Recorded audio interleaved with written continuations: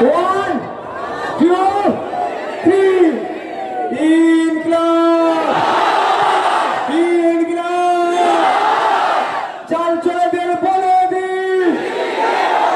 ওয়াকফ চোরেদের বলে দি, দেবত্ব সম্পত্তি চোরেদের বলে দি, সার্টিফিকেট চোরেদের বলে দি, বণিকদের অধিকার হরণকারীদের বলে দি, আদিবাসীদের অধিকার হরণকারীদের বলে দি, মমতাকে বলে দি, টিএমসিকে বলে দি, শুভেন্দু অধিকারীকে বলে দি, বিজেপিকে বলে দি, সাম্প্রদায়িক শক্তিকে বলে দি। কথা বলবো।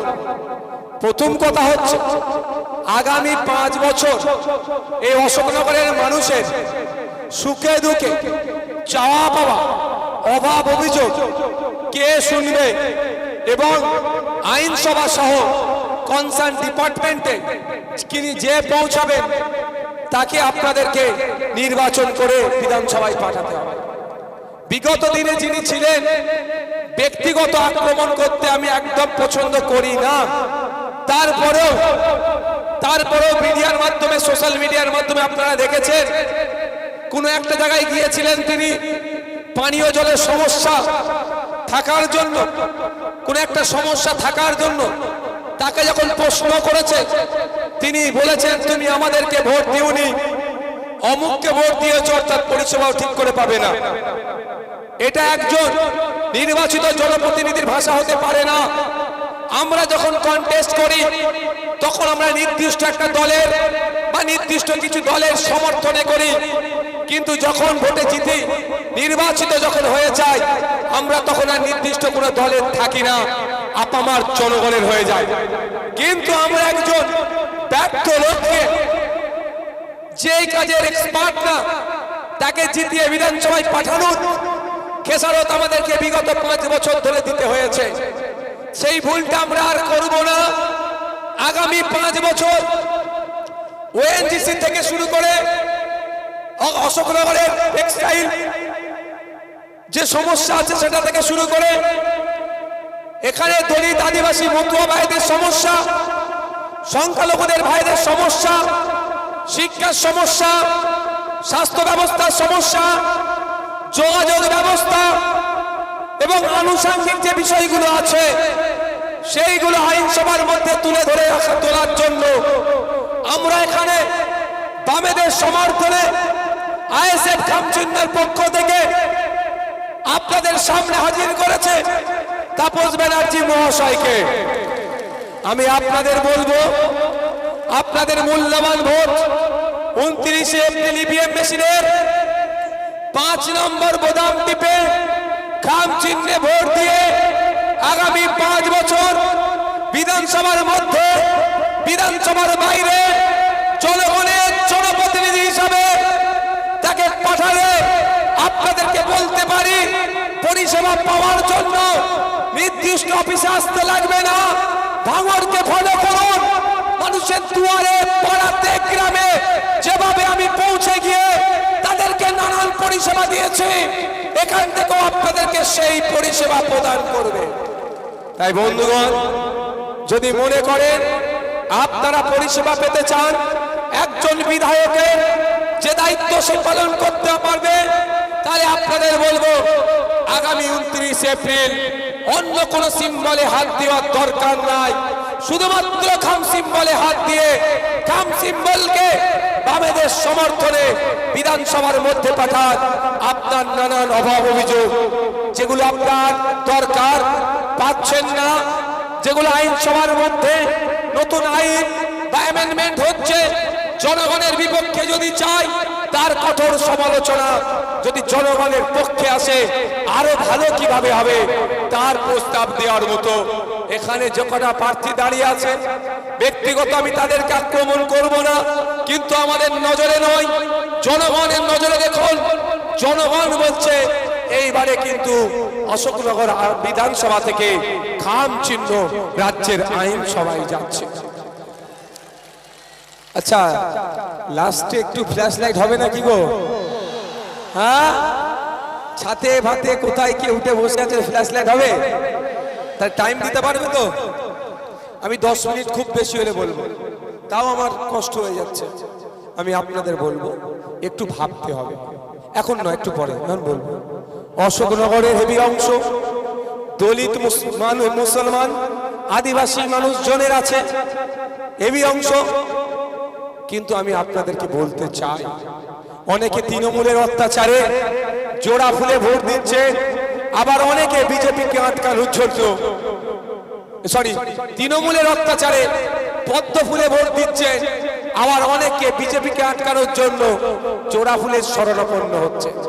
আমি আপনাদের জোর গলায় বলি, তৃণমূলের অত্যাচারের হাত থেকে আপনারা ভোট দিচ্ছেন, Suvendu Adhikari leader of opposition হওয়ার পরেও এবং কেন্দ্র সরকার থাকার পরেও আমার আপনার বাড়ির মেয়ে তিলোত্তমা আজও বিচার পেল না।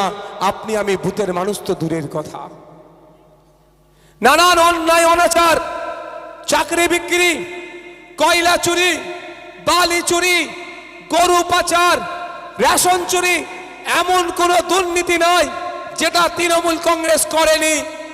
তার অধিকাংশ সেন্ট্রাল এজেন্সির হাতে তদন্ত ভার দেওয়া হয়েছে, কিন্তু খোঁজ নিয়ে দেখুন যথাসময়ের মধ্যে চার্জশিট না জমা করতে পারার জন্য উল্টে কি হচ্ছে দেখুন, জামিন পেয়ে যাচ্ছে। তাই যারা টাইট, তৃণমূলকে টাইট করার জন্য, এই চোরেদের হাত থেকে বাঁচার জন্য, এই জুলুমবাজদের হাত থেকে বাঁচার জন্য, এদের অত্যাচারের হাত থেকে বাঁচার জন্য বড় ফুলকে ভোট দিয়েছেন, তাদের ভোটটা আজকে বৃথা গিয়েছে। তাই আমি এই স্কুল মাঠ থেকে আপনাদের বলবো, আগুমা স্কুল মাঠ থেকে, যে আপনারা যদি চান তৃণমূলের নানান অন্যায় অনাচার একধারে যেমন বন্ধ হবে, সাথে সাথে যারা এই অন্যায় অনাচার করেছে এদের বিরুদ্ধে ব্যবস্থা নিতে হবে।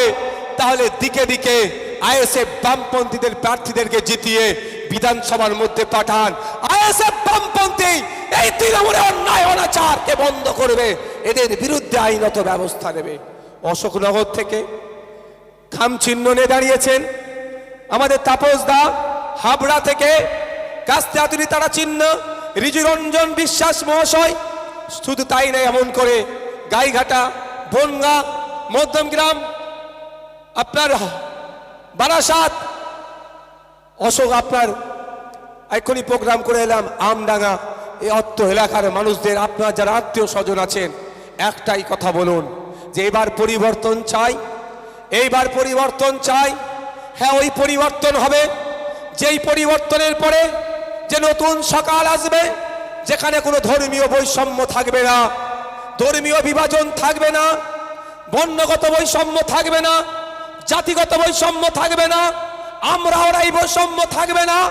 আমরা মানুষ, এটাই আমাদের সব থেকে বড় সামাজিক পরিচয় হবে।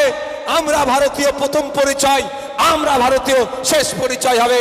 বাংলা থেকে যে বাংলা দেশকে পথ দেখায়, নতুন করে বাংলায় আবার পথ দেখানো শুরু করবে দেশকে। তাই আপনাদের বলবো, সেই সুন্দর সকালের জন্য পরিবর্তনের অংশীদারি হিসাবে অশোকনগরের মানুষকেও বলবো আপনারা যুক্ত হন। আগামী 29 এপ্রিল এই পরিবর্তনের গণতন্ত্রের উৎসবে আপনারা সামিল হন। আপনাদের মূল্যবান ভোট খাম চিহ্নে দেন। হাবড়ার জন্য কাস্তে আতুরি তারা চিহ্নে দেন, আমডাঙ্গার জন্য খাম চিহ্নে দেন, বারাসাতের জন্য সিং চিহ্নতে দেন, মধ্যমগ্রামের জন্য খাম চিহ্নতে দেন, দমদমের জন্য দীপশিতা দিকে কাস্তে আতুরি তারা চিহ্ন দিয়ে এই মেল লাইনটা থেকে আপনারা পরিবর্তনের হাওয়া তৈরি করুন। বন্ধুগণ, আপনাদের বলবো, এখানে শুভেন্দু অধিকারীর আর মমতা ব্যানার্জি দায়িত্ব নিয়ে নাটক করে আমাদেরকে ভুল বুঝাচ্ছে, কিন্তু আমরা ঐক্যবদ্ধ হয়ে, দলবদ্ধ হয়ে এই নাটককে আমরা কি করব? ধ্বংস করব। শুভেন্দু বাবু একটা স্লোগান দেয়, হিন্দু হিন্দু ভাই ভাই। আমি ব্যক্তিগত বলছি, এই স্লোগানের আমি পরিপন্থী নয়। সত্যিকারের অর্থে যদি আমার হিন্দু ভাই উপকৃত হয়, নওশাদ সিদ্দিকীর বুকে একটুও ব্যথা লাগবে না। এখানে যারা মুসলিম সমাজের মানুষ আছেন, যদি তাপসদা উপকৃত হয় আপনাদের অসুবিধা হবে? ঋজুরঞ্জন বিশ্বাস দা যদি উপকৃত হয় আপনার অসুবিধা হবে? ঠিক একইভাবে যদি মুসলমান উপকৃত হয় তাপসদারও বুকে ব্যথা লাগবে না। কিন্তু সত্যিকারের অর্থে কি হিন্দু হিন্দু ভাই ভাই বললাম, হিন্দু ভাইদের উপকার করছে? আমি শুনেছি শুভেন্দু বাবুর নাকি পেট্রোল পাম্প আছে। অন্তত শুভেন্দু বাবু সত্যিকারের অর্থে হিন্দুদের জন্য যদি লড়াই করে থাকে, নিজের বাড়ি থেকে লড়াইটা শুরু করা দরকার আছে না নাই ভাই? তাহলে ওনার পেট্রোল পাম্প আছে, পেট্রোল পাম্পের সামনে বড় বড় ব্যানার টাঙিয়ে দিয়ে এটা লেখা দরকার ছিল, হিন্দু হিন্দু ভাই ভাই, মুসলমানের জন্য তেল বিক্রি নাই।